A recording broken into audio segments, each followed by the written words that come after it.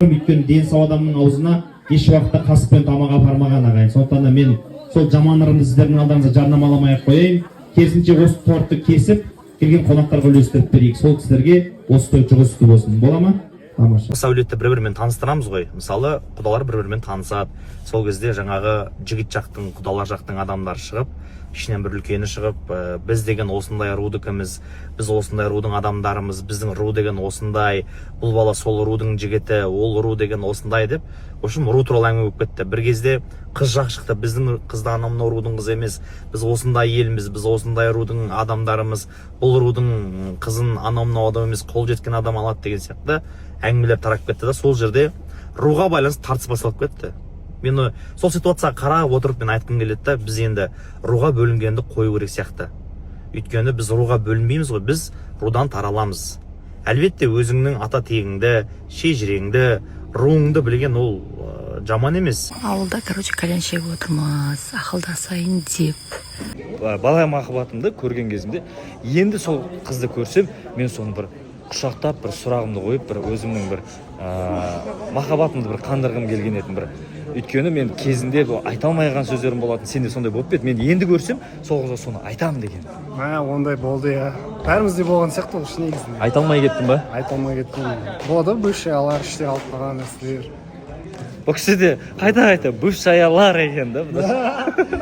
Менде мысалға бір қыз болған өмірінде, мектеп кезінде бір 5-ші класста бір қатты жақсы көріп қалған. Сол кісіні кейін бір көрем ғой түсімде. Соны мысалға бір сені жақсы көрем деп айтқым келіп, айта алмай кеткен бар. Түсімнің өзінде айта алмай кеткен. Ойлашы досын. Біздің телефонда жинап үсіп сатат бар, неге сумға бар, арзан.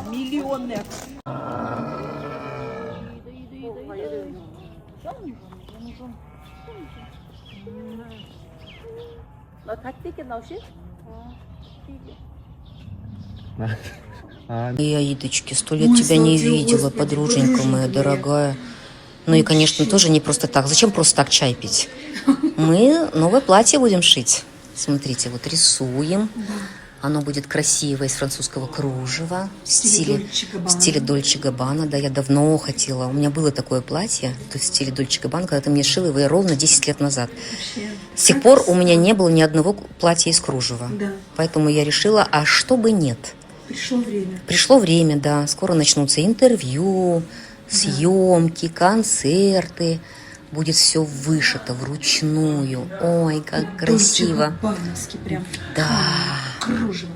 Да, камни, чтобы все блестело, как я люблю. Хайрлыкеш, точнее, закинула видео АСМР.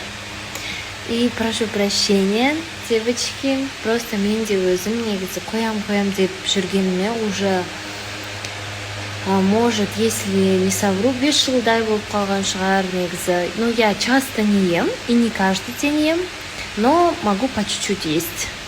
Менде сондай енді басқа зависимо жоқ, ішіп, шегу, ондай нәрсе жоқ, но именно мелға деген осындай махаббатым бар. Барлықтарыңызға рахмет, үлкен бізді жұп болғанымызбен құттықтап жатқандарыңызға. Енді оңай болған жоқ деп қойсың. Бүгін эфирдамыз, бәрі күшті, бәрі әдемі. Бүгін сондай бір жеңіл киім келе салдым, жұмыстарымен жүріп қалада. Солай өшім. Қызық болып отыр өзі өмір. Барлығы осында. Әдем, барлығына көңіл әдем керемет болып тұр.